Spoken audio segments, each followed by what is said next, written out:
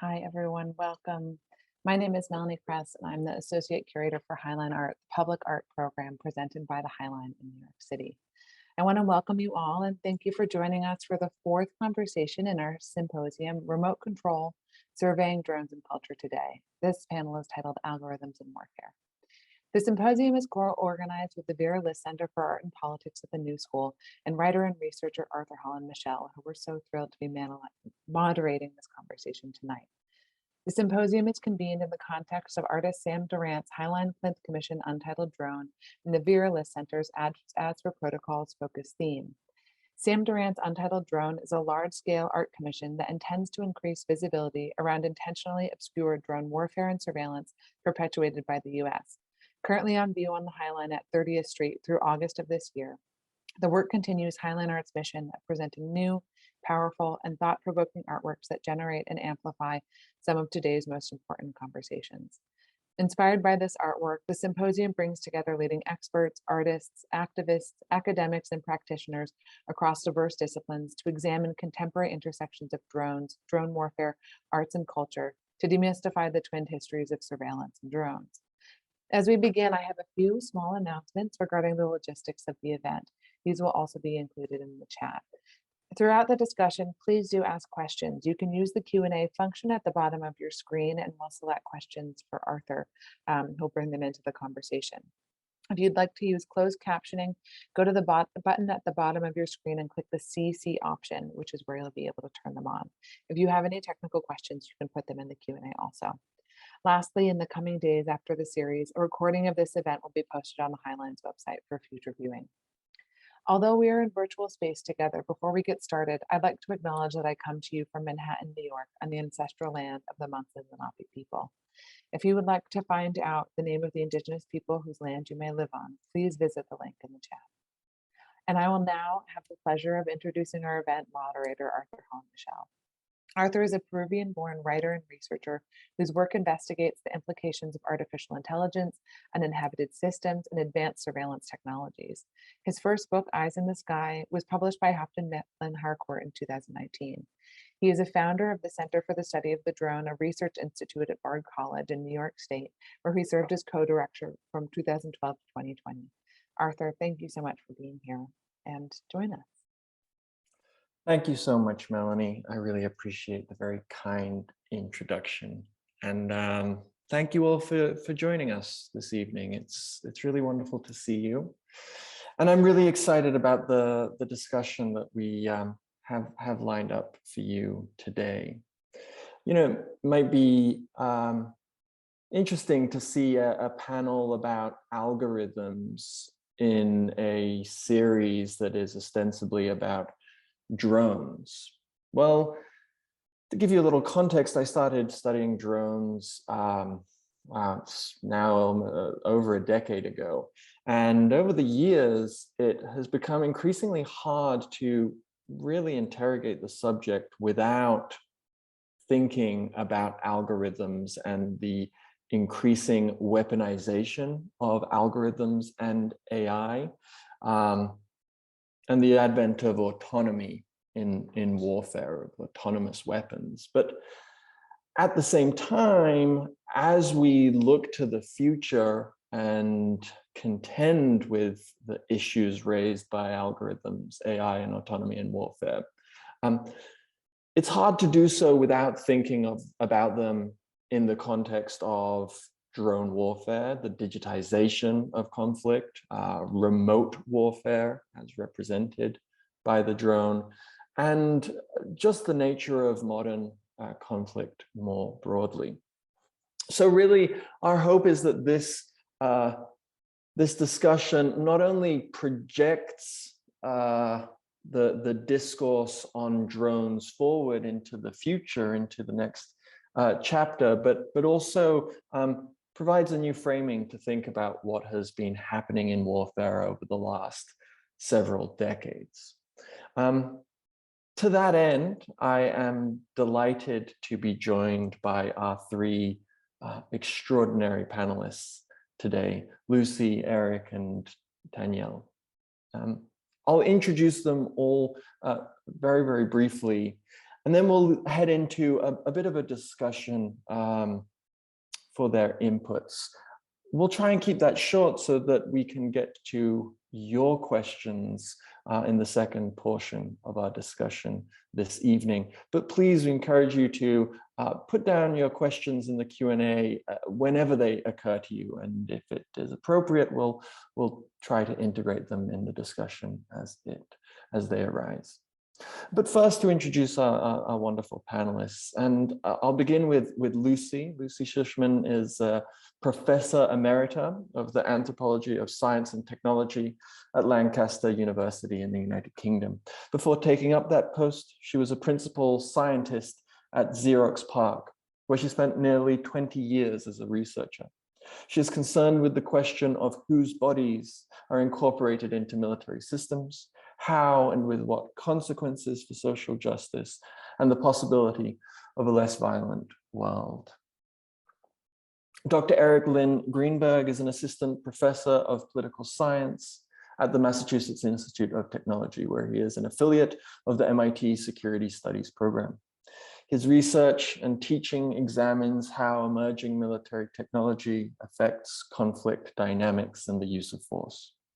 Prior to graduate school, Erik was an active duty officer in the United States Air Force, and he continues to serve in the Air Force Reserve. And then last, but certainly not least, Taniel Yusef spent 10 years in the arts before achieving her Master's of Law in International Economic Law, Justice and Development. Meanwhile, studying human rights law, international humanitarian law, history, peace building, finance law, and feminist legal theory as an associate. As international representative for the Women's International League for Peace and Freedom, she advocates in the United Kingdom, Brussels, and the United Nations on trade, economics, and disarmament affairs, including issues of migration and weapons technologies. She's a visiting lecturer in humanitarian intervention, Master of Science at the University of London, contributing editor to the European Women's Lobby Feminist Economics Working Group, as well as the Oxford Internet Institute's pilot research into predictability. As you can see, we are in very, very good hands. And to begin, I would like to start with Erik, just to give us a little bit of context when we talk about the increasing automation of warfare. Often what people are referring to is the targeting process. That is the process leading to the use of force. And I was wondering, Erik, if you could briefly describe this process leading to the use of force, say, for example, in the context of a drone strike, particularly in terms of how to positively identify a target, and then to decide whether or not to conduct a strike against that target. What exactly do we mean about this process, but then about the automation of that process? Absolutely. Well, thanks again for the invitation and the very kind introduction. So to answer the question, let me step back a little bit and talk about the actual targeting process, broadly speaking, and then we'll talk specifically about how this plays out in the world of drones. So very broadly speaking, there's really two main categories of targets that the military thinks of. The first are what we might consider to be deliberate targets. So these are going to be military facilities, maybe key individuals. And the reason it's a deliberate targeting process for these is because you've had time to deliberately target, to think about what the target package would look like. And then on the flip side, you have what we call dynamic targets. So you might imagine that you have an incident where you have American forces taking fire from insurgents. And so that would be a dynamic target, something that you don't have as much time to pre-plan for. So in both cases, the US military follows a targeting process that, like all things in the military, has an acronym of F2T2EA, which is to find the target, fix the target, track, target it, engage it, and assess it. So how does this play out in the world of drones? So in many cases, this is a very human intense process. So when we're thinking about drone operations for armed drones, we have what's called a front end crew and a back end crew. So your front-end crew is your pilot and your sensor operator, so the individuals that are flying the aircraft and controlling the sensor. And then your back-end crew is a team of intelligence personnel who are analyzing that data coming off of the aircraft. And they're in communication with each other and also with ground forces, typically trying to coordinate. So, how do we think about this targeting process in the world of drones? So in many cases, the target, if it's a deliberate target, will have been vetted by another organization, passed up to the drone. Essentially, we're going to go find this particular target. And if it's a dynamic target, you're going to be trying to figure out kind of information about this target as events are unfolding. So it's a very, again, time-intense process. So what does it look like? Your intelligence crews typically have several members working on them. You'll have an officer overseeing multiple crews. And so that's how I spent kind of the early years of my military career right after college. Conducted several hundred operational drone missions. And so you have an officer, a team of non-commissioned officers, and then many analysts that are working on each of the lines. So you have lots of individuals who are watching what's going on. And so let's use the example of a dynamic target. So you have a troops in contact situation. It becomes this very intense process in which analysts are trying to figure out and pinpoint exactly who is actually firing on U.S. forces. At the same time, we're drawing from other intelligence sources to try to build validity in the target and to make sure that the target that's engaged is actually the individual or the group of individuals that you intend to hit.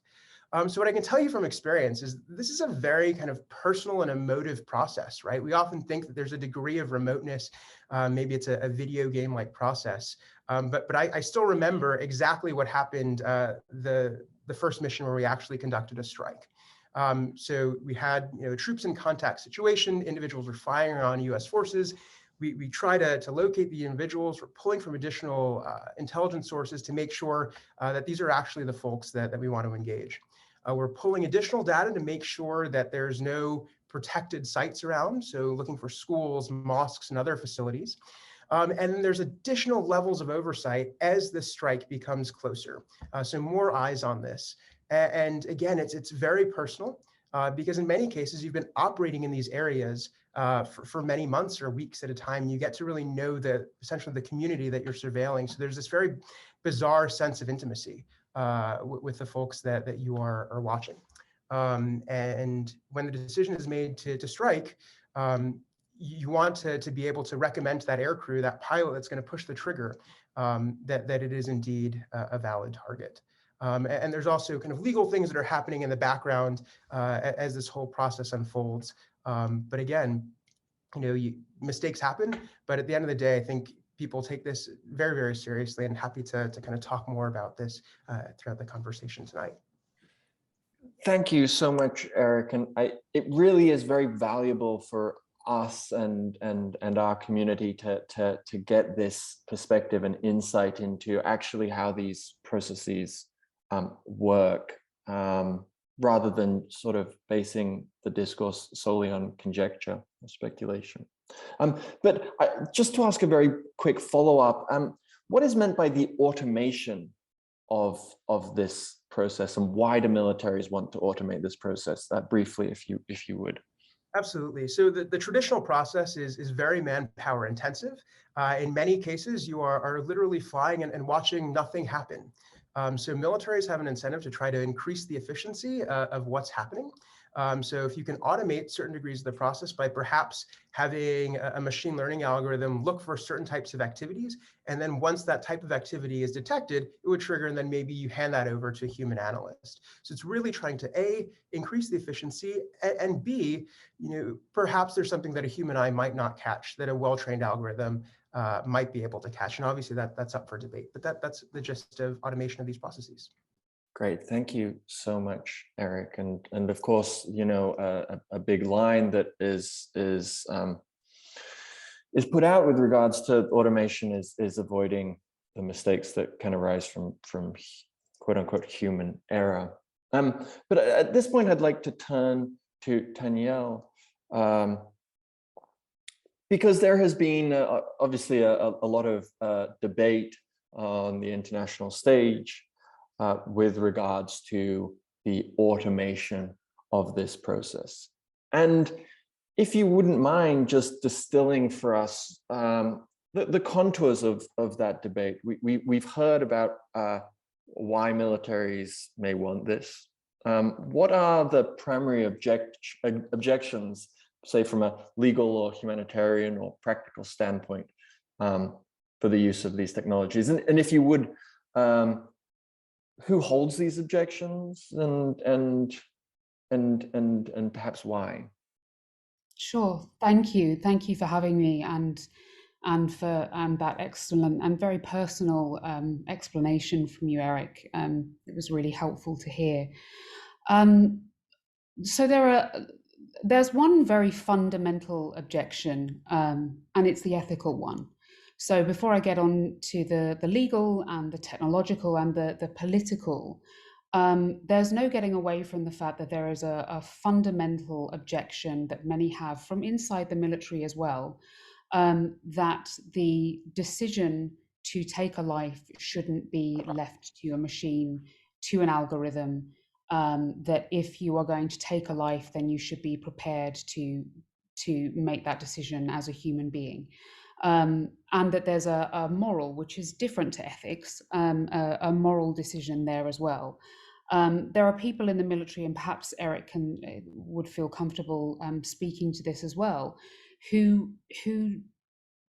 tie themselves to a code of honor, which is that if you're prepared to take a life, then that's something that you are prepared to sign up to in a deeply personal and accountable way. And therefore, that's why there are, I think the Norwegian Code of Conduct, it's a book, and it's 1,000 pages long.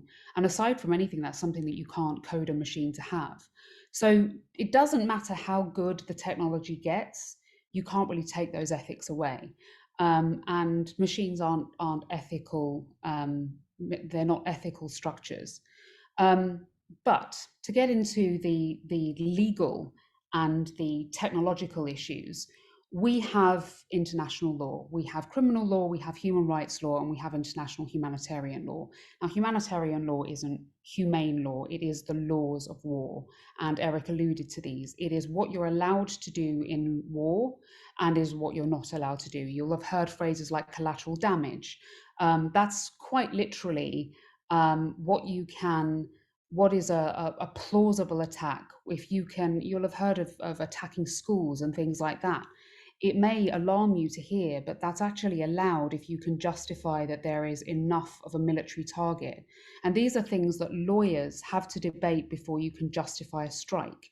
You also have to have enough information to be able to do that. So you can't attack indiscriminately. You have to take precautions to spare the civilian population and civilian objects. You can't attack indiscriminately or disproportionately. Parties to conflicts, Article 48 of the Geneva Convention's additional protocols, say that parties to the conflict shall at all times distinguish between the civilian population and combatants.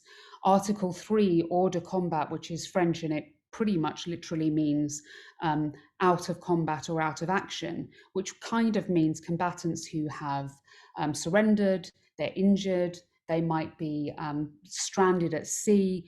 They're not fair game. You're not allowed to target them. How is a machine supposed to know the difference between an injured combatant and a combatant that is lying down, faking, standing still? These are the kinds of nuances that a human being with the heuristics of the brain that's developed over millions of years can distinguish, and a machine simply can't. So these are the laws that we already have. Now, the ICRC came out in May last year. Now, this is the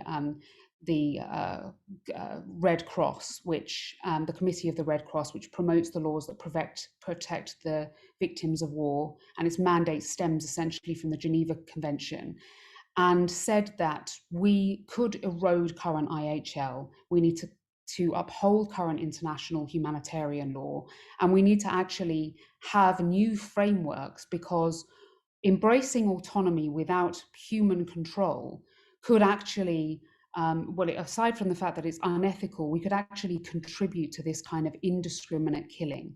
Now, I want to just allude to two technological issues, and there is a reason why over 2,000 scientists and nearly 200 tech organizations, from Elon Musk to Google's DeepMind to Stuart Russell, signed an open letter saying that they absolutely refuse to contribute to the kinds of technology that could contribute to lethal autonomous weapon systems. They signed this Future of Life pledge and made this open-ended letter to the UN imploring them to come up with the kinds of laws that can protect their pure science and safeguard technology against ending up in this kind of harmful technology.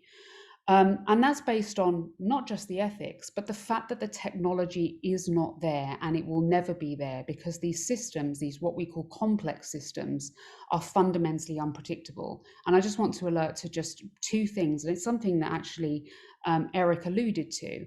And the very many systems of protocol that go into essentially making a system do what you want it to do. And that's called the alignment problem. And it's pretty much what it sounds like, that when you select a target and you essentially pull a kind of trigger, it's going to do what you think it's going to do. Now, imagine if you were to fire a gun and the bullet went all around the room and went behind you. That would be a pretty scary thing. And we're actually talking about things that could be that unpredictable and bizarre in their outcomes, because the nature of the system is that it is opaque and it can actually do things in response to the data which are totally unpredictable for many reasons. One is bias that we'll come on to. Bias because there is an infinite amount of data.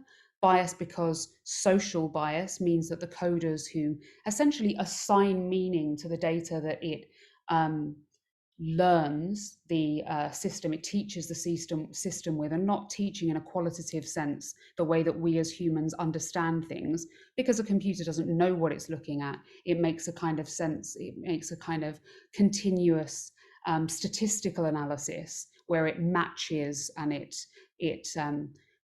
looks at clusters of data and sort of matches them by rote. It doesn't learn in the way that we do. It has no qualitative understanding of what it's looking at.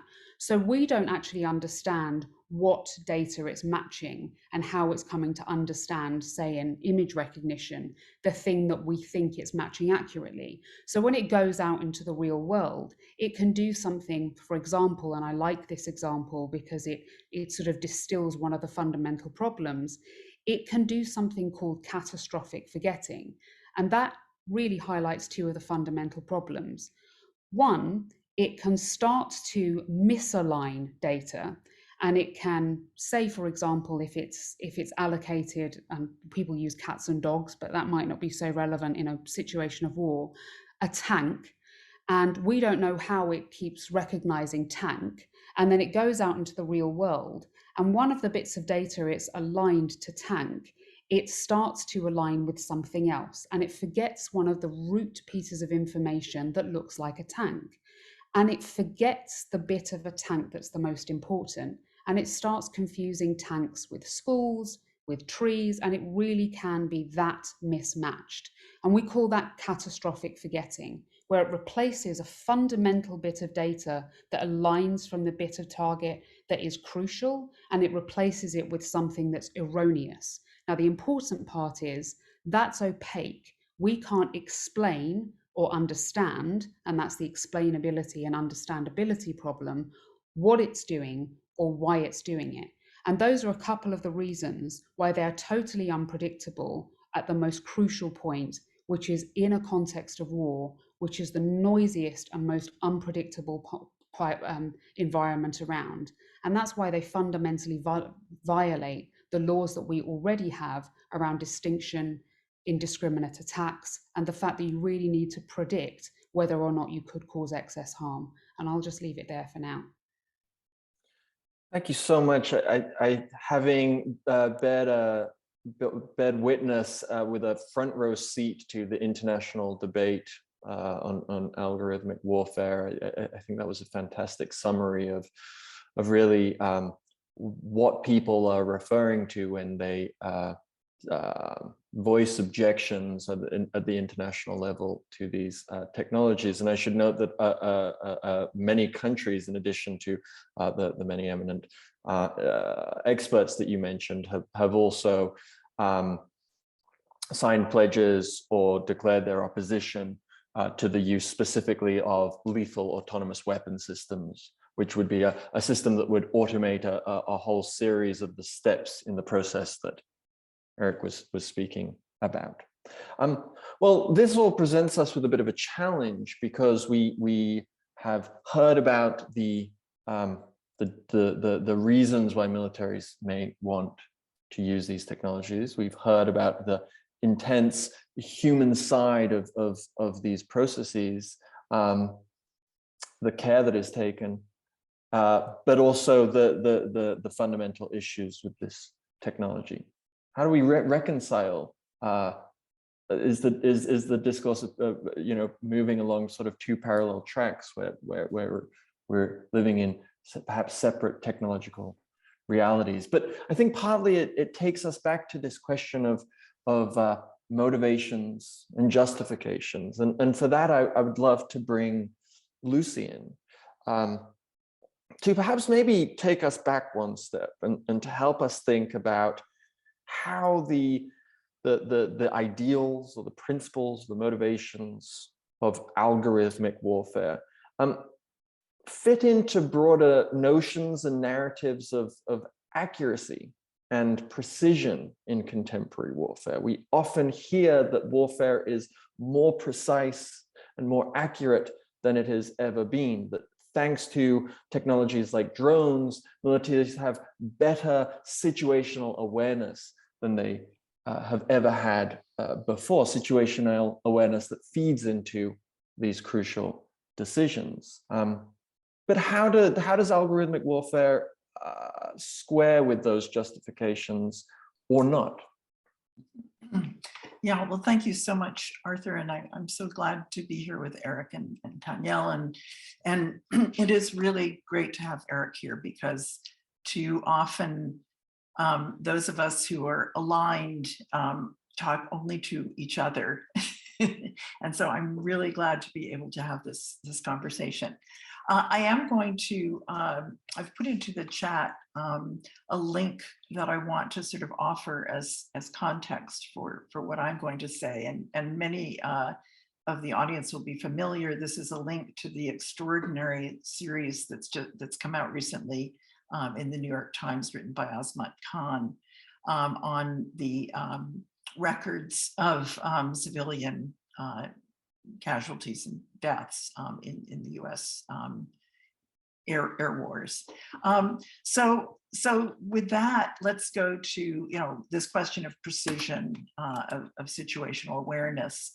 I mean, on the precision question, I think I couldn't do better than to refer people to an extraordinary book by Gregoire Chamaillot, which many of you will know, A Theory of the Drone.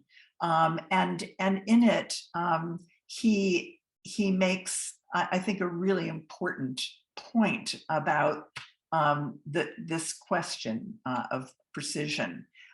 So he says, he writes, "The fact that your weapon enables you to destroy precisely whomever you wish does not mean that you are capable of making out who is and who is not a legitimate target." So this is such a fundamental and important difference, right?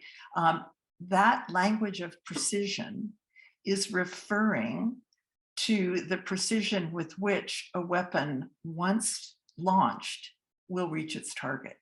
It has nothing to say to us about how something gets designated as a legitimate target.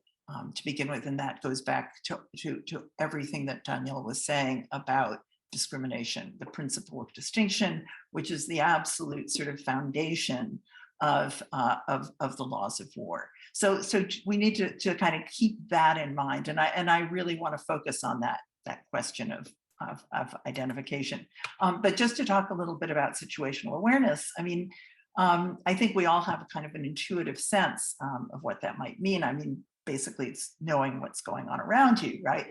And that sounds simple, but if you think about it, even in the context of your everyday life, you'll recognize that you move through spaces with which you're more and less familiar, and through spaces in which your familiarity or your kind of attunement to what's going on are very much based on what you do there, how you inhabit that space. So as a very mundane example, we could think about our local grocery store. The difference between that place for you as a shopper, or that place if you're a worker, like you're stocking the shelves or you're working the cashier. So even there, we already have these multiple relations that transform places, that differentiate places for us, but always coming back to this question of familiarity. So the point is that our awareness is shaped by our relations to the places that we inhabit, and the familiarity that we have with those places comes from those relations. And some of the presentations earlier this afternoon in the session just before this, which I thought was terrific, explored the very different places that are inhabited by those who are exercising violent control from above, or even engaged in occupation on the ground, and those who are living their lives in places like Standing Rock or Aleppo, or within the carceral system of New York, which were the examples that we heard about. So, and they also talked there about new forms of public awareness that are enabled actually by the appropriation of drones as non-violent weapons of witnessing and of documentation. And I hope we can come back to that later.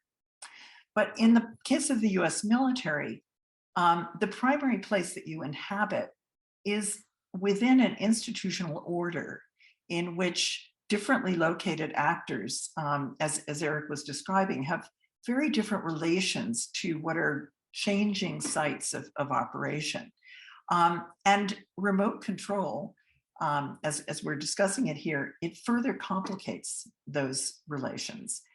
But basically, modern militaries are always dealing with the tension, I would argue, between maintaining themselves as a kind of enclosed and coherent entity, as a rational organization, a kind of warfighting machine on one hand, and then grasping the openness of the worlds in which they operate. And I think it's that nexus that is the site of question and of contest when we're talking about target identification and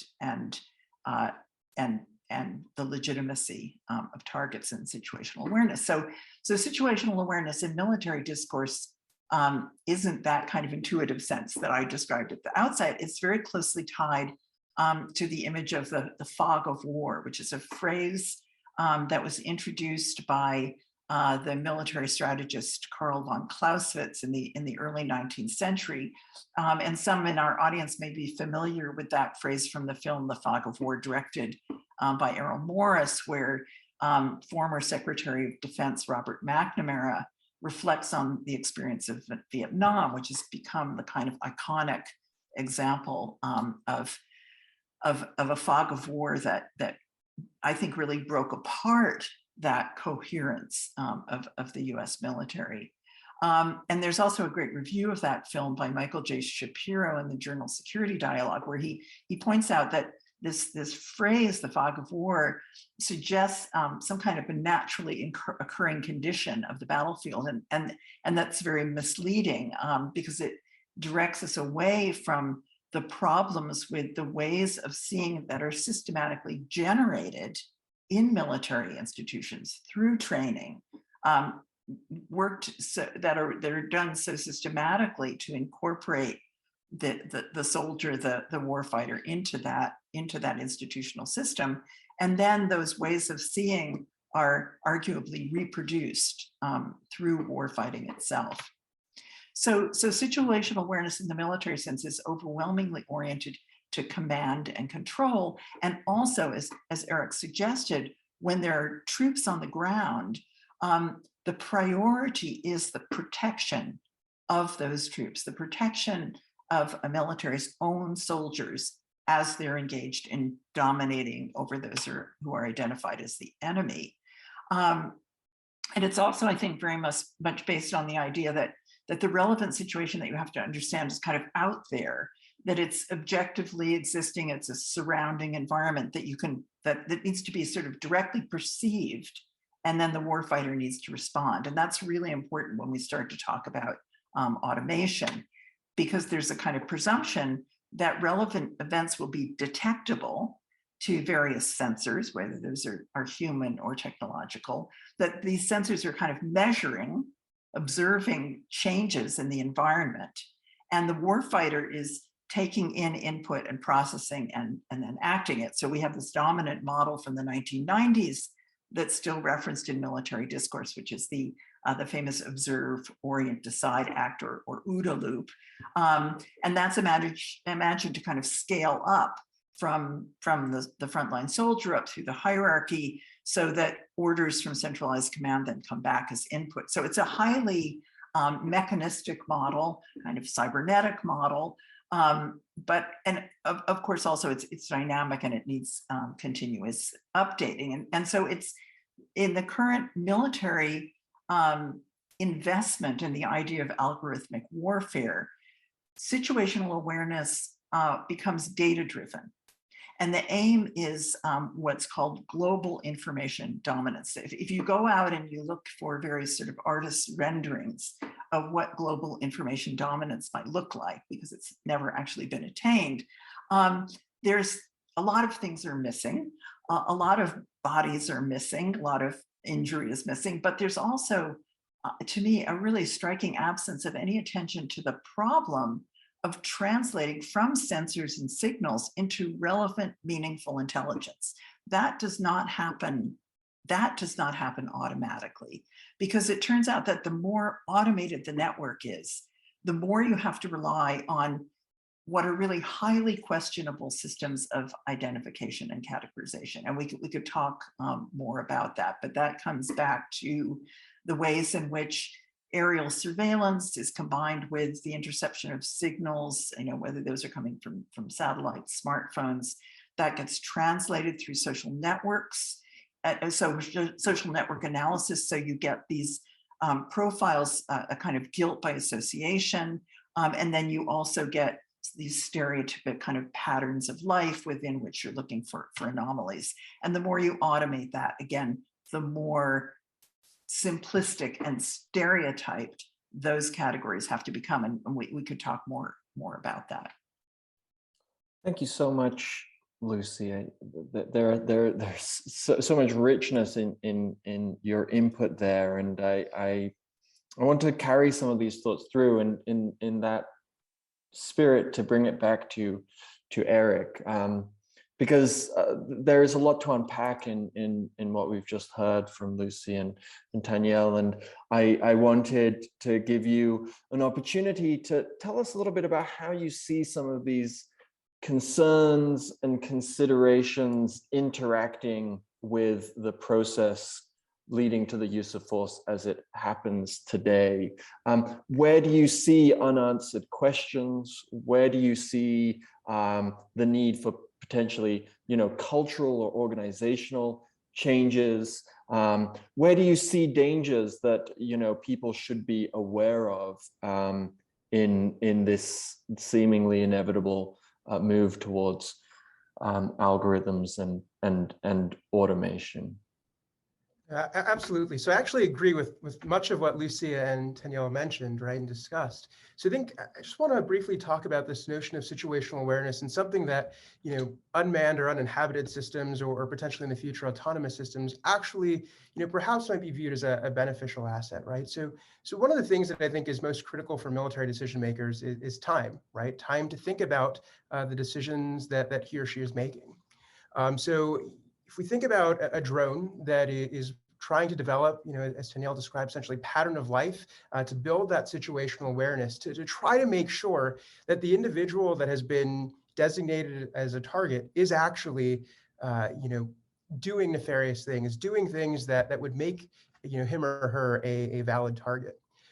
So drones allow you to stay over a target for hours and have rotations of drones pulling in and out and trying to kind of develop a much more robust type of situational awareness, develop that pattern of life over an individual. Contrast that to a fighter jet that might only be able to be on station for just a few minutes before they need to go refuel or return to base because they have a much smaller gas tank. So the incentive to act and strike, I think, is in many cases much more significant when you don't have the ability to essentially linger over a target. So that, I think, is one thing to think about. And again, the military makes mistakes because of that fog of war, or perhaps because a target was designated and that target shouldn't have been a target. So how do we think about this in terms of institutional change and process improvement? And there's a few things. One is, when we were fighting a war in Afghanistan, the analysts that I had kind of the humbling privilege of leading spent most of their time looking at a target, in Afghanistan.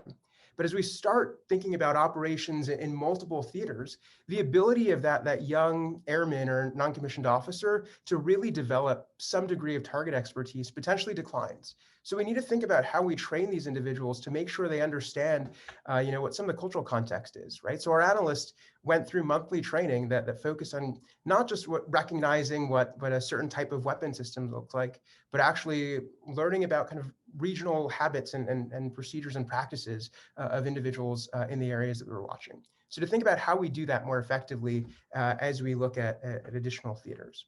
I think the other thing that is incredibly important and was brought up by both Danielle and Lucy is that the human actually plays a very important role in all of this. I think there's a desire of the military to want to develop these more efficient systems. But I think a big question is whether or not the military is actually ready to adopt these. And in many cases, as Danielle mentioned, the military itself has made very clear that they're not ready to use these systems precisely because of these intertwined, technical, legal, moral, and ethical issues that the other panelists raised much more eloquently than I did. So in some of my work, I use experimental research where I'll field essentially experiments embedded in surveys to military decision makers. And recently, I have a project with a colleague, Mike Horowitz at Penn, where we ask military decision makers, whether or not they would be willing to use kinetic force, lethal force in a given hypothetical situation. And what we vary is whether the intelligence was analyzed by a human analyst or an AI algorithm. And what we find is military decision makers are far less willing to act on the intelligence that's provided by an AI than they are on intelligence that's provided by a human. And what's even more interesting, and this gets back to some of Danielle's opening comments, is that it's not simply a lack of trust in current capabilities. There's a broader ethical dilemma that these individuals face and say, if it is a decision that involves taking a human life, a human should be involved, regardless of how advanced our algorithms become. So I'd just like to follow up on that, Erik, with a quick hot pursuit, because you allude to the process of the human decision maker, and of course in the discussion around drones, the figure of the drone operator has always been a central figure in the discussion. Their novel experience of warfare, their experience of potentially taking life, the remoteness of that experience, but also, as you mentioned, the intimacy and potential trauma. I'm curious as to how you see the advent of algorithms and automation changing that experience as more of the mundane tasks get handed over to machines, and yet that fundamental act of deciding whether to take a life remains with the human. How does that human experience change, and what do you think could be the consequences of the change in that experience? I think that's a fantastic question. I think it's important to think that algorithms can affect military processes in a number of different ways. Right, on one end, you have lethal autonomous weapon systems in which humans are entirely out of the loop. At a maybe lower end of the continuum, you have algorithms being built into decision support systems and intelligence analysis systems. So I think it's important as we talk to be kind of conceptually clear on kind of where in that kill chain, if you will, the targeting process, are we thinking about the role of algorithms? Because there's different ethical issues and legal issues at each stage of the process. So if we're thinking about kind of continuing this conversation about analyzing and replacing a human analyst with an AI, I think there's a few important things to think about here. The first is if you automate these mundane tasks and then all of a sudden bring in a human just a few moments before this kill chain action begins, that human perhaps does not have as good of an in-depth understanding about what has transpired on the ground, right? Going back to Lucy's discussion, they lack that type of situational awareness about what has happened and what has transpired. The other important thing that ties into some of Taniel's opening comments is when we think about accountability, right? What happens if a strike goes awry? In cases where we had strikes that went awry, there would be an investigation, right? We would talk to the airman that was involved. We'd talk to the crew to say, what happened here? In some cases, there was a systematic error or something, a weapon malfunction. In other cases, maybe an individual, and we went through lots of training exercises to think about this, is what happens if it was an individual that was responsible for something that went wrong? We would kind of walk through this. You can't necessarily do that with a traditional AI. We're working towards having explainable AI, but we know that military commanders are not, at this point, really willing to trust these decisions, right? Commander of Air Combat Command, last commander, basically said, I'm not willing to delegate these life or death decisions to kind of automated drone analysis systems. He wanted the ability to go talk to some 19-year-old analyst to say, why did you make this assessment, and explain it to me.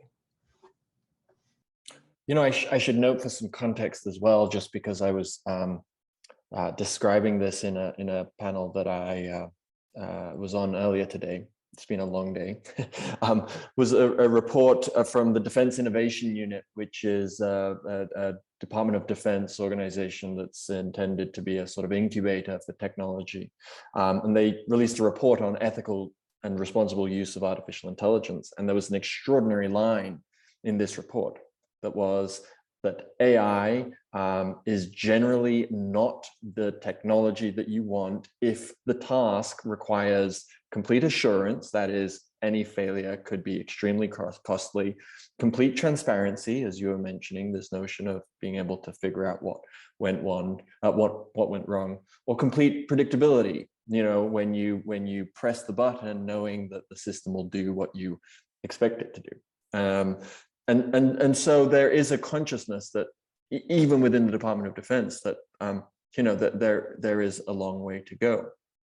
And yet, not to be too pessimistic, we know that this is a trend that will continue, and that algorithms will increasingly become weaponized by a whole host of states.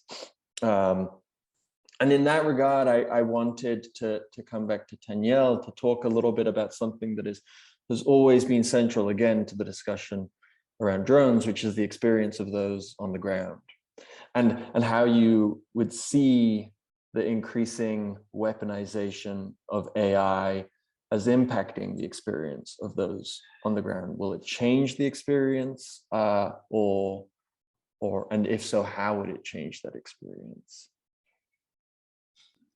Thank you. I think that's a really important question, and it's been brilliantly set up by Erik and Lucy's points. So thank you for making it easier to answer. I would preface by saying that, as you mentioned, there are states who support prohibitions, positive obligations through some form of legally binding instrument around lethal autonomous weapon systems.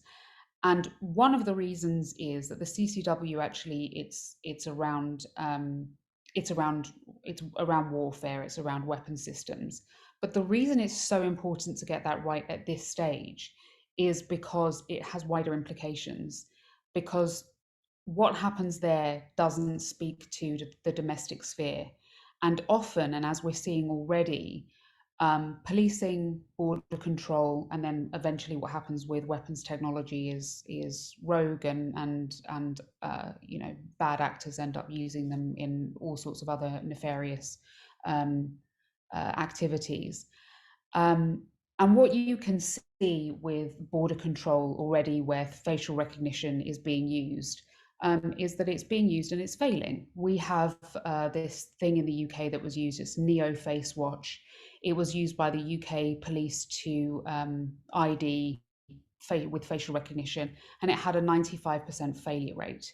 It was used again at the Notting Hill Carnival, which is a famous Afro-Caribbean carnival festival in London, and the accuracy rate went down to 2%. And there is a reason for that. And that's partly to do with the inaccuracy of facial recognition in general. It's one thing when, you know, if you've used your automatic passport analysis where you go through the airport, when you are a participant and you stand still and you try really hard to get it right, even then it fails a lot of the time, and you have to go round and queue again and go up to the passport desk. But when you're moving, when you're in action, it struggles to get you right. The data becomes what we call partial. You're moving, you're on your side.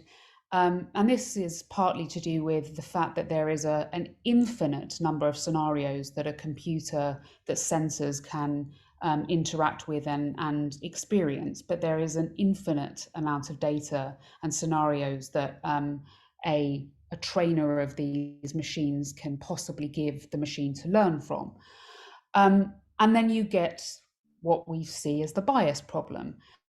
Minds Action Canada found that only 12% of the leading researchers working on AI are women, while I think it's I'm going to get the decimal places right, I think it's 0.00004% of the world's population have the expertise and the facilities to work on the technology. So I think when you multiply, it's 0.0000048% of those who have the expertise to work on lethal autonomous weapon systems are women.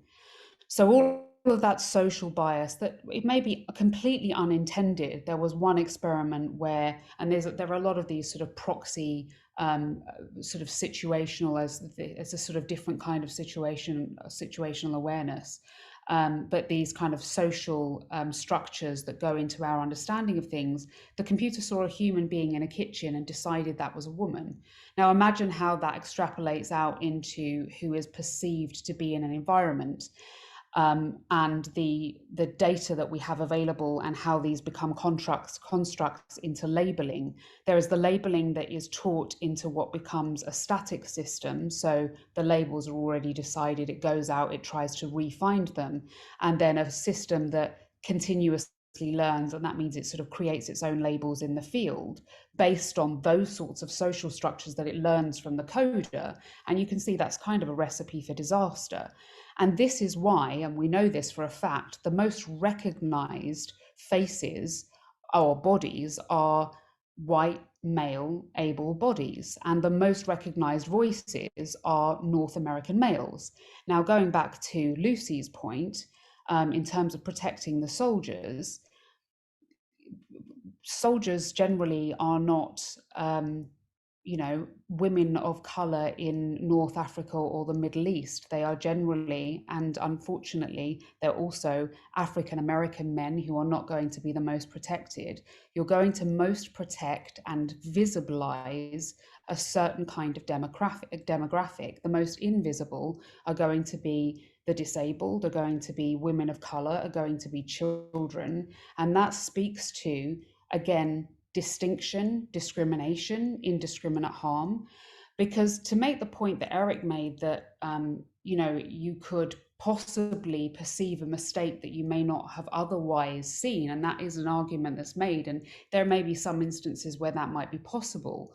The worst problem, and the thing that we have to be aware of, is that a machine may actually perceive that there is an absence of human beings where there are human beings. It might actually see rubble where there is humanity, and that's something that's far more scary. So in terms of people on the ground, what we would see is the coding through maths, through mistakes, through the misunderstanding, through, there is a term, a friend of mine's done some research on CASE, change anything, change everything. It's, you know, a nice acronym. We love our acronyms. And instantly you can disappear a whole demographic of human beings. You can say that a building is empty when there is a family in it. These are the kinds of things that will code into the machine, the kinds of things that people already experience as either mistakes or the kind of politicized experiences of war.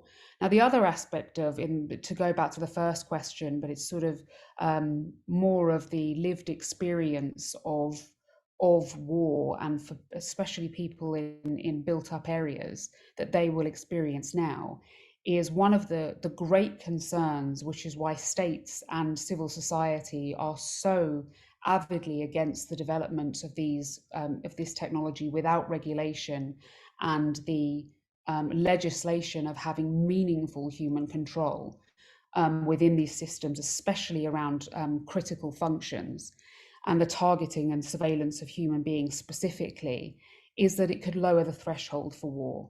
Because one of the only things that we have against a sort of tyrannical and haphazard and terrifyingly easy facility to go into war is the fact that, unfortunately, the only thing that can prevent some leaders to going into war is the deeply unpolitically advantageous aspect of coming back with body bags, whereas they care less about the death of civilians in that country because it doesn't always make the news to the same extent. Now, that may not sound like an attractive thing to say, but unfortunately, historically, it's been true. And if you can say, well, we're not going to put our own soldiers in so much risk, we're not going to have our own soldiers coming back in body bags, it's going to be so much cleaner, then there may not be such a heavy-hearted decision preventing them going to war over things like resources or whatever it is. And the other side to that is, you could say, well, it's a cleaner strike, it's more efficient, it's more precise. I mean, Lucy's already alluded to some of the fallacious arguments around that. But where we have reviews over whether or not we can verify some of these things, the problem, I would say, would be two things. The thresholds for action selection, so how you program into something, its risk appetite. At what point do you program into the kind of maths of the system where it's good enough to sort of say, yes, I've reached the threshold at the point at which I can strike for something? Well, without legislation and a human being verifying that you can strike at such a point, you're really leaving it up to what we call an Article 36 review, which is a voluntary, opaque, purely based on trust review, where a nation says, we've tested our equipment, we trust it, it's pretty accurate, and our thresholds are good. And unfortunately, the thing with data and programming is, my threshold of 70% might be different to Erik's threshold of 30 or 80 or whatever percent. So we would really have completely different thresholds for what's accurate, what's reliable, and what our risk appetite is. So there would really be no consensus. And don't forget that the root of the word consensus is consent. And we would be really asking the global community to consent to potentially be victims for something really quite atrocious and really be kind of murder by numbers. And I say that without being glib at all. Thank you so much, Danielle. It's so important to focus, as so often we don't, on those human costs on the ground. Now, looking at the clock, I see that we're going to start sort of circling towards a landing, if you'll permit a bad aviation pun. And with that in mind, I want our wonderful audience to be a little bit less shy about adding their questions in the Q&A, because I'd certainly like to hear from you, as I'm sure my esteemed panelists would as well. As you're pondering and generating those questions, I would love to turn to Lucy to help us with a little bit of future forecasting. You know, as when the debate on autonomous weapons started, a lot of the discussion was around a kind of Terminator-like weapon system that had what is known in computer science as artificial general intelligence, a type of intelligence that resembled the level of intelligence of an actual human. And still the discussion sometimes looks to that as a kind of endpoint of AI technological development. But I was hoping you could give us a little bit of a more granular and perhaps more grounded forecast as to what we can expect in the years ahead, both in terms of the technology and its capabilities, as well as its adoption by states and militaries. Sure. Well, I mean, maybe we could start with this question of artificial general intelligence, and then come back again, because I think it's really important to come back to the context that we're talking about. And just briefly, there's a very important difference here between what is called narrow artificial intelligence, and particularly machine learning, which is basically very sophisticated correlational analysis over very, very, very large data sets. So what we have at the moment is narrow artificial intelligence and machine learning. These are operating again on huge but very well structured data sets on the one hand, and then the aspiration to this artificial general intelligence, which is as much a fantasy in my view as it's always been. And in the case of algorithmic warfare, the idea of relying on even narrow AIs is highly questionable, you know, as we've been discussing, because of this resort to the necessity for highly stable categories which do not exist in the context of conflict. So artificial general intelligence basically ignores the difference. I mean, claims for great improvements in artificial intelligence generally are based on improvements in speed, processing speed, and in capacity due to greater computational power, greater ability to store and move data, but it operates again within closed worlds, really. The language models, speech recognition, search and translation, recommender systems, these are all really closed worlds in the sense that the intelligence is operating over these data sets. And the limits of AI in open worlds, in contrast to that, which is what really we're talking about when we're talking about warfighting, again, are tied to the limits of mapping those open worlds into the kind of categorical schemas that you need in order to do the statistical correlations, which in the narrow AI systems are overwhelmingly over historical data. And we see AI systems fall off of those limits all the time, actually just about every day for most of us, even in the case of speech recognition recommender systems, but the stakes are really low, right? I mean, Netflix suggests a movie and I go, you know, why that? And then I move on. So I think one of the questions we have to ask is, given this, why does the power, the kind of rhetorical power of AI, what sustains it? And Arthur, you mentioned the Defense Innovation Board, and I've been following the Defense Innovation Board, the National Security Commission on AI in the United States. These are bodies engaged in promoting the project of automation in the military, and in particular artificial intelligence. And I think we have to understand this, you know, what I'll call an imaginary. In science and technology studies, we think about imaginaries not as a matter of sort of my individual imagination, but as a kind of collective resource that we have for imagining what could be. And I think this imaginary of algorithmic warfare is really a continuation of investments in the idea among the major players, the most highly financed militaries, first of all, that geopolitical dominance is necessary for security. That's a basic premise.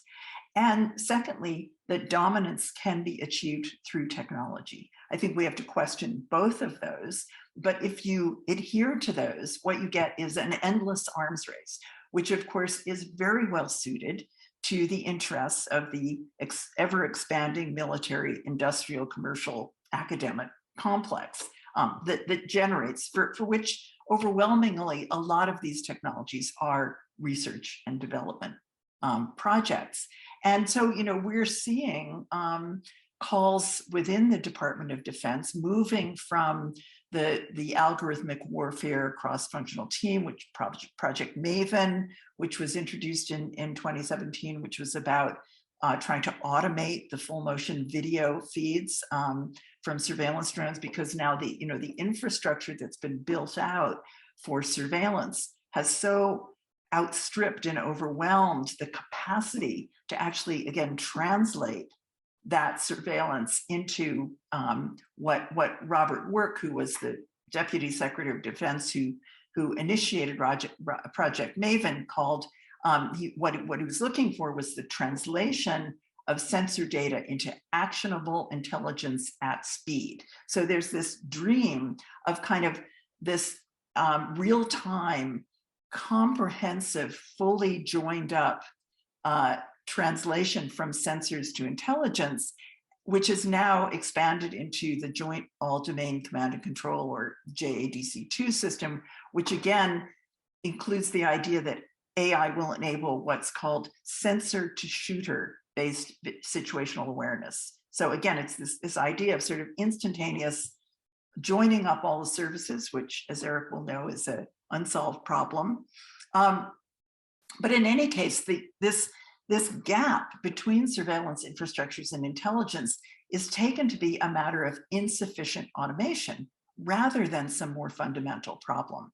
And Robert Work actually invokes the frequency of human error as a further imperative for automation. But that is really a form of magical thinking, because what human error shows us is what the incredibly difficult and intractable aspects of military intelligence gathering really are. And we can think about the dreadful incident on the final day of the US occupation in Kabul, where we had a team surveilling for, as I recall, 8 hours, a person moving through Kabul.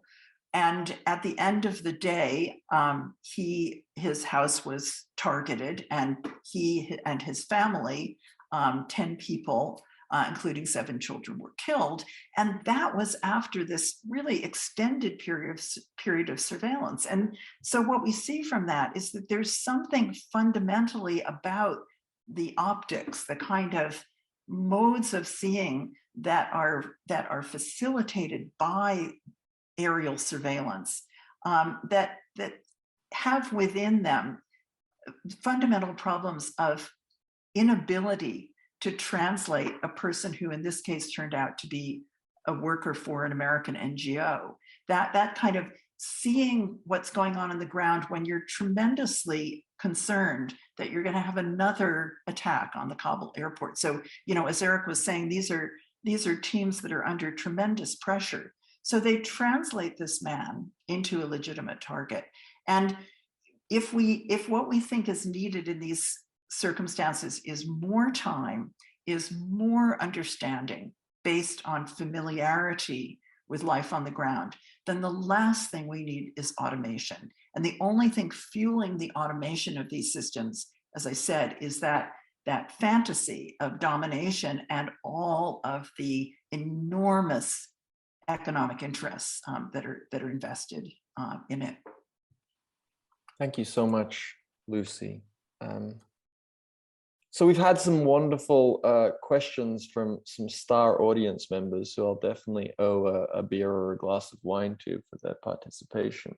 And I'll just put some of these out, perhaps starting with a question that maybe Erik could have a stab at, about what countries are operating drones, are operating increasingly automated weapon systems, and whether you see an inevitability in the adoption of these technologies in spite of their, you know, the risks that we have discussed today. Maybe if you could very briefly take a quick stab at that, and then I'll get to some of the other excellent questions we've had as well.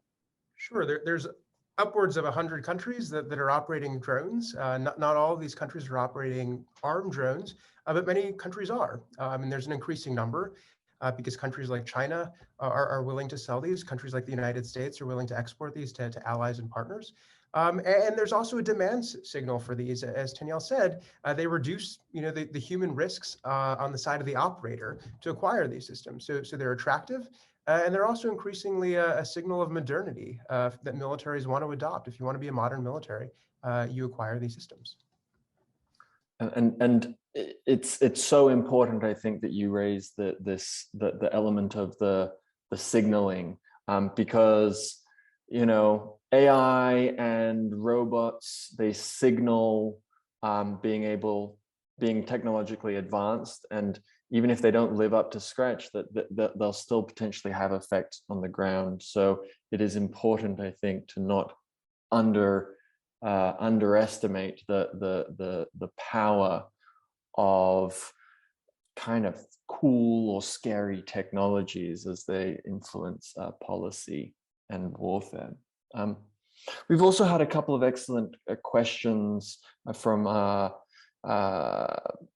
audience member who asks about what data or models are used to train these AI systems for warfare. And adding on to that, a comment that I think goes to something very important about what we know as, what we refer to as adversarial AI, this notion that these systems could potentially be very, very easy to fool.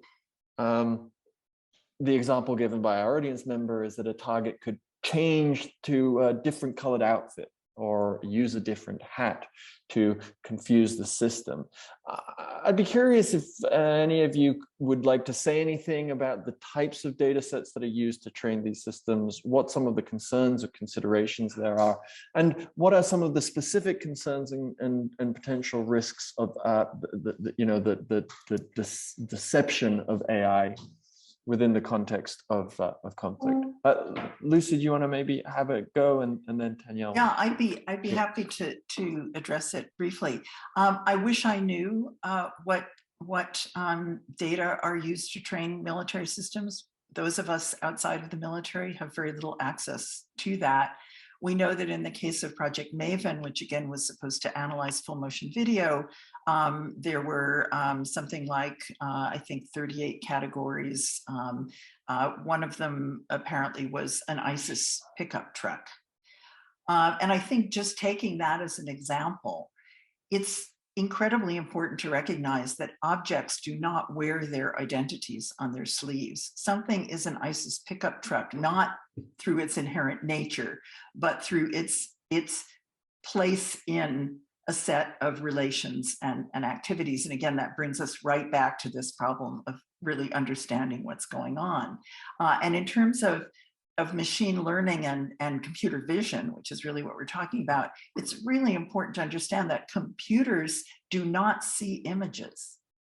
They see pixels at different gradients of grayscale. And they find statistically, they find correlations, statistical correlations across pixelated images. And some of the people who've been working on so-called adversarial machine learning are very clever machine learning researchers who have figured out that by very, very small changes in an image, they can change two images, which are to our eyes identical, and get completely different labels from the system on those images. Or they can take what look to us like noise and get results from the system that claim to very reliably identify all of those images as, you know, an ostrich or whatever. So these are very brittle, very, very brittle systems. And that's another really serious issue around their use in these kinds of contexts. Danielle, did you want to jump in on that as well? Yeah, there's actually just on that pixel, well, I say anecdote. There's quite a funny example of that with the pixel change, and it really speaks to something quite fundamental. They did an experiment and they showed that you can change as little as 0.5% of a pixel in a photograph, and you can turn an image of a general into a cucumber. Now, maybe some generals are cucumbers, but it's that profound, the change, because, as Lucy said, they don't know what they're looking at. They don't have a qualitative understanding. These are they're matching statistics. In terms of what data they're training on, I mean, yeah, as Lucy said, we don't know specifically, and this speaks to a real issue. And it's an issue at the CCW as well, because no military wants to talk about what data they're using. They're never going to share what data they're using. And more to the point, we don't know how they're getting this data. They're fundamentally scraping and violating the rights of many people by getting access to a lot of that data, which is a separate but a significant issue. In terms of what they're training and how they're training, it really depends on what the model is and what it's going to be used for. So whether it's going to be facial recognition, whether it's a neural network, whether it's sound image, it really does depend. It depends if it's supervised learning, unsupervised learning, reinforcement learning. It's going to depend if it's language based, if it's just, you know, it could be as simple as binary numbers. But fundamentally, the issues are still the same, and the machine is going to be matching by whether it's sort of clusters, looking at patterning. But the issues are that once it gets into the field of war, which is, they say, 9/10 boredom and quiet, 1/10 chaos, it can do things like look for its patterning, reach the chaos and smooth out the chaos, whereas a human being will be alert to those anomalies. So the way a human being experiences those things, the empathy of a human being that we're supposed to think is an issue, actually makes it alert to the kind of nuance that it experiences in the field, in a way that actually we have to be more attuned to, more sensitive to, and more, dare I say, celebrating of, because there are certain things that a machine doesn't know to recognize. A reflectant over the horizon, it might smooth out in the data set as some kind of anomaly that doesn't matter because it's outside what you would call the data parameters or the class boundaries that it's learned. A human being might see that reflectant and think, oh, that's the light off of a hubcap or the wing mirror of a car. That could be something threatening. So actually the very humanity that we're sort of trying to sterilize out of these environments are the very things that alert soldiers on the ground, which is something that I think Erik could speak to better than any of us, to a kind of instinctive understanding that we're hardwired for. So it's not something to be eroded out of any kind of on the ground experience. Thanks, I'll jump in with Taniel. a very, very quick Go comment. ahead. Of course. That hopefully addresses kind of where some of this data is coming from. You know, in many cases, it's coming from existing data. As Lucy mentioned earlier, the American intelligence community has collected massive amounts of data. And so part of the training that's happening is humans basically going through and labeling this data. And so again, this doesn't overcome many of the really important issues that Lucy talked about humans translating this and giving it meaning, but you still have a human role, at least at the beginning of some of these processes.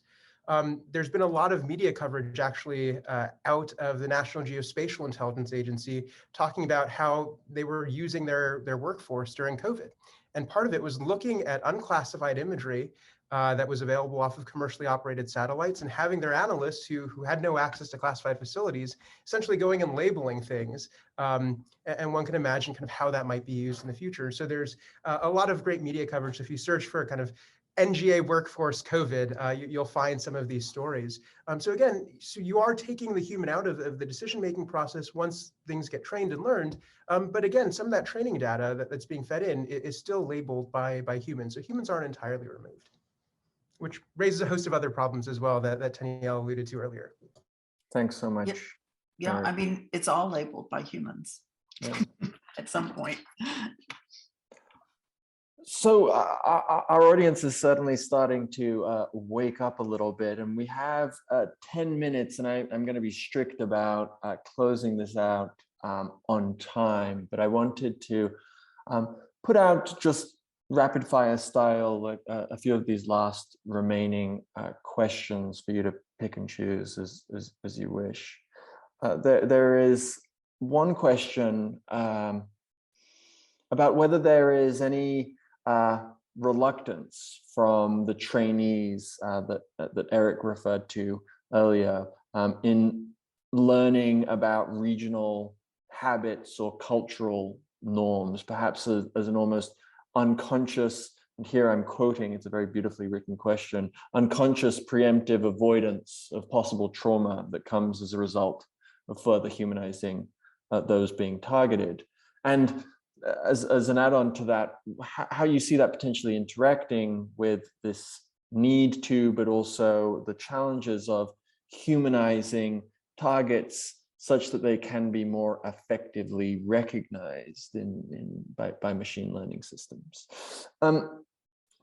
There's also a question about autonomous systems and the motivation of speed and time, a motivation that sees humans as, and again, I quote a wonderful question, points of latency or issues of frequency and bandwidth congestion. How can, again, I quote, speed be scrutinized in ways to examine the benefits of human time speed and machine speed in the drone era? We also had a question that is a valuable one, particularly because of what we've been talking about, of the sort of the psychological power of the image of drones and robots and AI.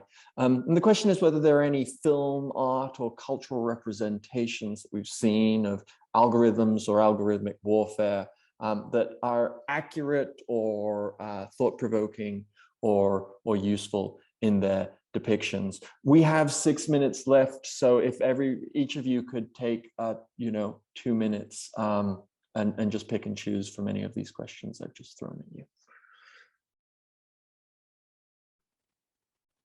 Lucy, do you want to actually take a start? I see your microphone's off first. Oh yeah, well, I was hoping that Erik would talk about the first question. I thought was a really, really important one. But I was just going to speak to this question of speed, because I think that's also very important, and latency. The human seen as the problem that's slowing down the operation.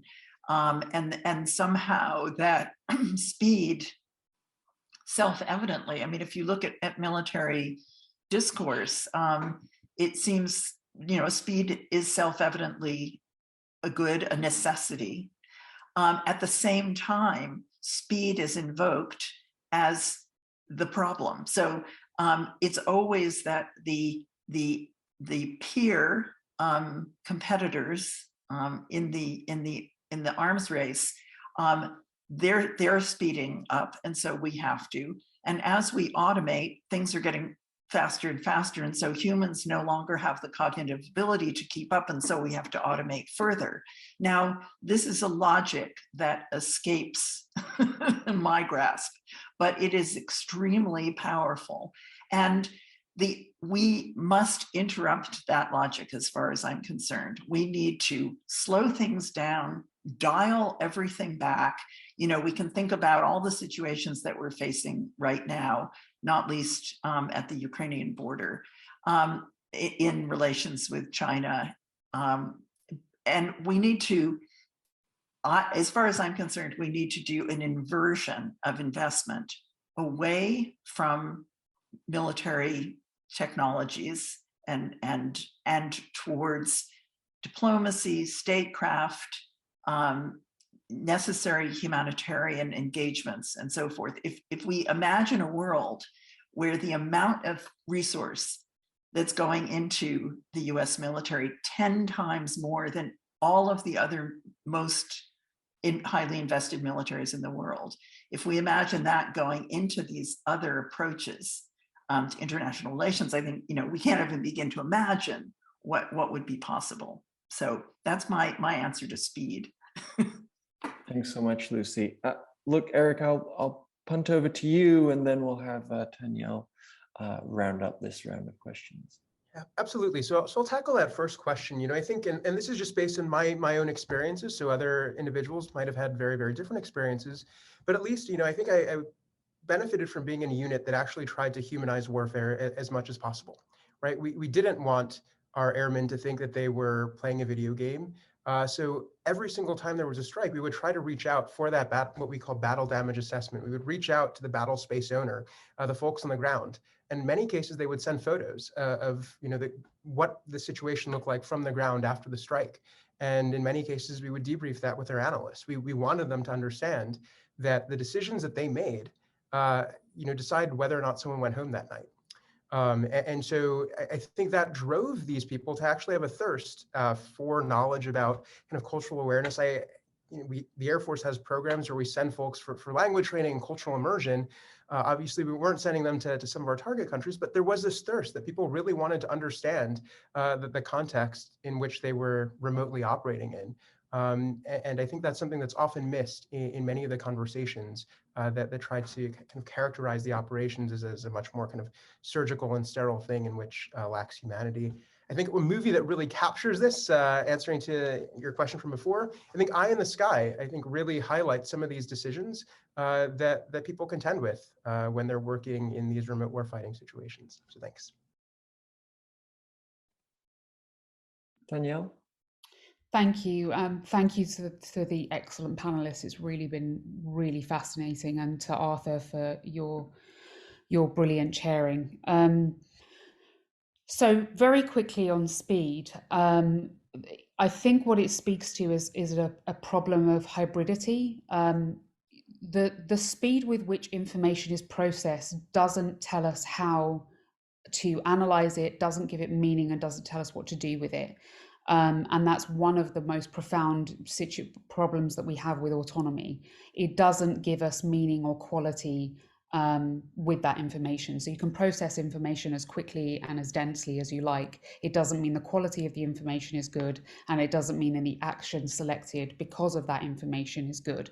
And we have issues with hybridity. For example, there were Boeing A370s, I think, where a new technology was attached, it malfunctioned, and even though there were pilots who tried to override, they couldn't override, and it crashed. So there are real problems with hybridity. So speed, as I think has been said, speed is not necessarily a good thing in and of itself.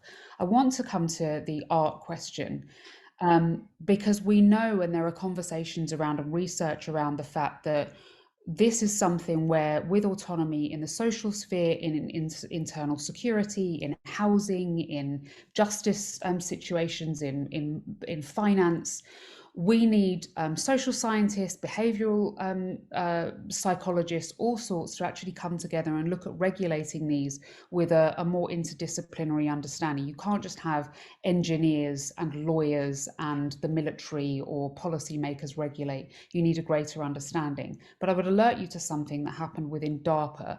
They moved the Jason scientists, who you'll be aware of because you're mostly in New York, aside when they gave some questionnaires to those who were actually manning drones and said, what do you think of the increased autonomy, expecting them to say great. And they overwhelmingly said, this isn't a good idea. So then they said, well, we'll have a sort of ethics strategy. And they said, well, no, robots aren't ethical agents. So then the Jason scientists said, this is a really bad idea. You can't have this level of autonomy. It's a terrible idea. The technology isn't there. It's unethical. They moved them aside, and they had this new board, advisory board, that's entirely manned by Lockheed, by the companies that build the technology.